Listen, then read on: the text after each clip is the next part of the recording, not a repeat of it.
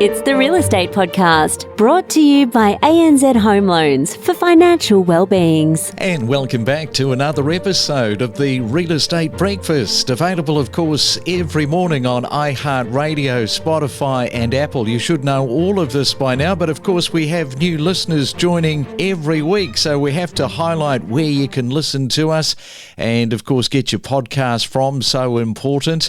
Well, the working week has gone by pretty fast already. A Friday morning, September the 8th today, and we know that we're living in a challenging real estate market with the way the interest rates have risen so fast across a 12-month period, which in turn has made it more difficult to borrow for a mortgage because your borrowing capacity has taken a bit of a hit. Suddenly, what you thought you could borrow isn't now a viable number. How frustrating that has been for many people, because you get this number in your head in terms of what you can go to buy a property, and the number is no longer viable. It's like a girlfriend or a boyfriend, no longer viable. So there is plenty of frustration in the marketplace across Australia. I'm not sure, Anthony Landahl, the Managing Director of Equilibria Finance, whether or not I should have used that analogy. Good morning. Good morning. Great to be here. Yeah, I actually haven't heard that. I've heard a lot of analogies over the last 12 months with those interest rate rises, but that is a new one, no doubt about it. You're spot on. It's been a massive transition and adjustment for people around how much they can borrow, what their repayments are for new mortgage holders, people looking for property, and obviously for existing mortgage holders, the changes in their repayments. So it's been a big 12 months for everyone to get behind them. Yeah, and let's just go back to Tuesday of this week. The RBA pause once again. Your clients, now they would have been just waiting to see what was going to happen on Tuesday before triggering their next step, because things are picking up, things are selling, days on market are less, etc. Yeah, look, I think since we had the first rate rise back in May 22, this was probably one of the months where it wasn't such a uncertainty around what might happen. The unemployment numbers, the inflation numbers all pointed towards the RBA pausing. So I think this result was reasonably well expected. It was nice to get behind us, another pause, giving everybody a bit more clarity, certainty around where we're heading over the next 3 or 4 months. And it feels like things are settling down a bit in terms of interest rates, which then flows into capacity and people making decisions. And we're coming into the spring selling season, and I think things are picking up, as you suggest. Auction clearance rates, days on market are all suggesting a buoyant time ahead running into the end of year. And if you are a newcomer to the real estate market, if you are looking at buying your first property, after the break, we will talk to Anthony about the do's and the don'ts and how to sort of streamline some of those mistakes, those common mistakes. So we'll talk about all of that on your Friday morning next. From the emotion of property, the economic inflation, managing your expectations, lack of stock, price growth, construction appetite, days on market. Stay informed with us and know your property. Well, the outgoing RBA Governor Philip Lowe delivered his final public speech yesterday before handing over to Michelle Bullock next week, marking, of course, the end of an era, the end of his tenure as the central bank's chief. And from one thing ending to another thing that just keeps rolling along. You might have seen this yesterday. You might have heard it. The Rolling Stones are back with a new album. 16 years we have waited. 80-year-old rockers still rocking the world. And much respect this morning over our cornflakes to Ronnie Woods, Keith Richards and Mick Jagger. There just seems no end in sight at the moment. Tell you what, is it possible they could keep going until they're 90? Why not? Look at Clint Eastwood, still making movies at 93. And if you are celebrating turning a year older, happy birthday for today, September the 8th. And Pink is celebrating her birthday with you. She's turning 43. If you're not sure of what Pink's real name is, it's Alicia Beth Moore. David Arquette is turning 51 and Martin Freeman also 51. Don't forget to subscribe. We have hundreds of episodes, all designed to help you better understand the constantly evolving and dynamically changing real estate property market. It's the Main Centre forecast. Checking on the weather today. Sydney, a little bit cloudy and some showers, so grab the brolly and the raincoat. 22 is your forecast high. Melbourne expects some showers. It's going to be windy as well. Look at the temperature, just 12 degrees. Where's our spring? And in Brisbane, cloudy with a chance of rain, 27 degrees. The place by a country mile to be today is Perth. Gorgeously blue skies, sunny conditions, and 25 is your forecast top. From first-time home buyers to seasoned investors to breaking property news, discover the stories behind the real estate. And I mentioned newcomers coming into the real estate market. The abundance of information, it can be overwhelming. And we have talked about so many different commentators in the market, different views and opinions. Everyone, it seems, has a voice and likes to use that voice on social media these days. Some good, some not so good, some helpful, some not so helpful, and cutting through all of the chatter for first home buyers can be a bit of a testing process. And back with me this morning is Anthony Landahl, the Managing Director and Mortgage Broker at Equilibria Finance, to help break down some of these talking points.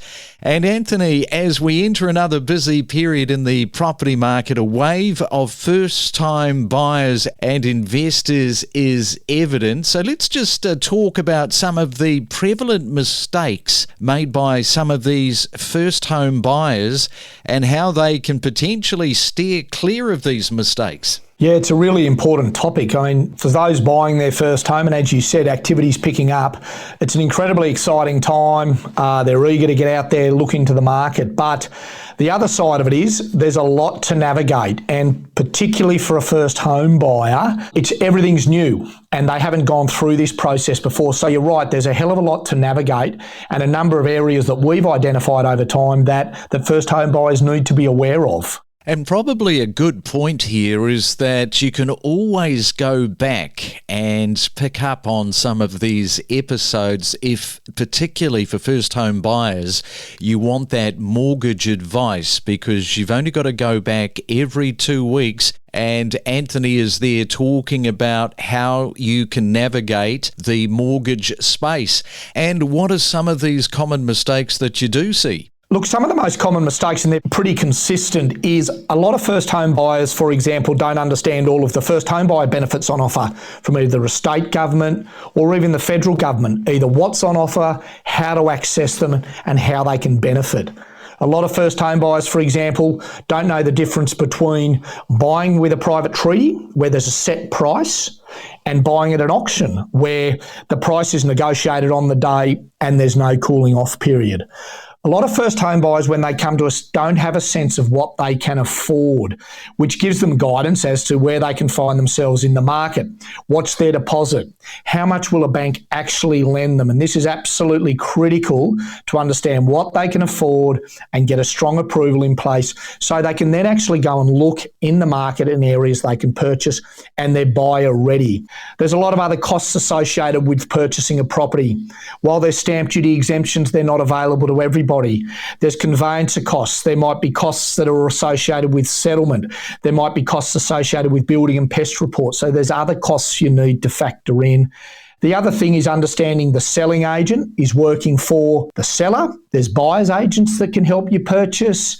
There's different aspects of the property in terms of resale values to think about, cafes, infrastructure. So there's a lot to consider. So don't let your emotions get the better of you. Get the right team around you with a good conveyancer, a good mortgage broker, and do your research to build a really good platform to enjoy that exciting time in buying your first home. It is very delicate, as you say, navigating through this process. So those are some of the things to avoid from a first-time buyer's point of view. But what about some first-time investor mistakes, Anthony? What are some of the pitfalls here? Yeah, the biggest thing with investors is it's a different mindset and it has to be approached like that. An investment in property is investing in a certain asset class where essentially there's two fundamentals you're looking for. Capital growth, how much is that asset, in this case property, going to grow over time? And an ongoing income stream, which is your rental yield. So with an investment, it's not a property you're living in. It's got to be a less emotional decision. So it's a very analytical decision. So the core with investment is have a solid plan around what are you looking for? Are you looking for a property that's going to give you high capital growth? Are you looking for a property with a strong income stream? Do your research. The fundamentals of an investment property might be different to the fundamentals of a property that you're going to live in.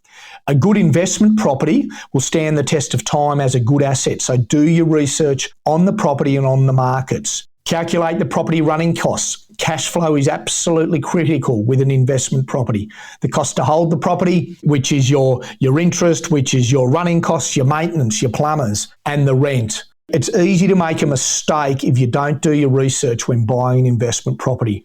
And the last point I'd make is take a long-term view about the investment. There'll be ups and downs in the market, but the core fundamentals of a good investment will remain over time. Yeah, there is a lot to think about in terms of investment. Let's just sort of break down some of these key principles that underpin a sound investment strategy, because you've got to have a good strategy in place, right? One of the overarching ones is, what's your own personal strategy? Are you wanting a good, strong income stream, which will provide a higher rental yield than maybe some areas? Or are you looking at a high growth area? Then do your homework on the areas. Does the property have capital growth potential? Is it reliant on a particular industry like a mining town? What are the fundamentals of the region? Its infrastructure. Does it have hospitals? Does it have universities? Has it got transport? What's the economy like in that area? And also understand what sort of rental income has been historically achieved and what sort of income can you expect in the future. So really do your homework on the region. There's a lot of data out there now about particular regions, growths, rentals, infrastructure, planning and all those sort of things. The last aspect is do your own cash flow analysis. What's affordable and what's your cash flow to hold the property? Because some properties are cash flow negative, which means the cost to hold's more than the rent you're getting. Others are cash flow positive. So make sure you understand your own cash flow and that you can afford to hold a property that you purchase. Yeah, and recognising too the significance of finance. I mean, it is just such a big, massive, critical part, particularly for your job there as a mortgage broker. So how can the individual prepare themselves effectively when it comes to this whole financing issue? Yeah, it is really important. I mean, whether you're a first home buyer, whether you're a first time investor, or whether you're buying another home, doing renovations or building your portfolio, because as we know, when the market gets going and you get some concentration competition, you want to be ready to buy that property. And what's critical is the preparation about getting your finance in place and the fundamentals that the credit assessors are looking for, and that is assessed is around your income, job stability, whether you're self-employed or PAYG, there's different policies around that. So being finance ready can often take some preparation. Then once you got your approval, you're ready to go, you're educated, and you're in a position to buy that property when it comes up.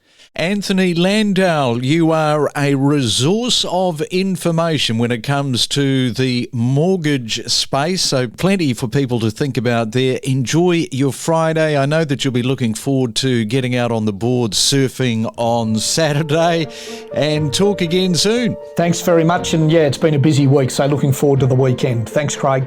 Don't navigate the real estate market alone. Let us help guide you in the world of real estate every day. Make better informed decisions with the latest news and insights. We connect you to the best real estate information across Australia. The Real Estate Podcast.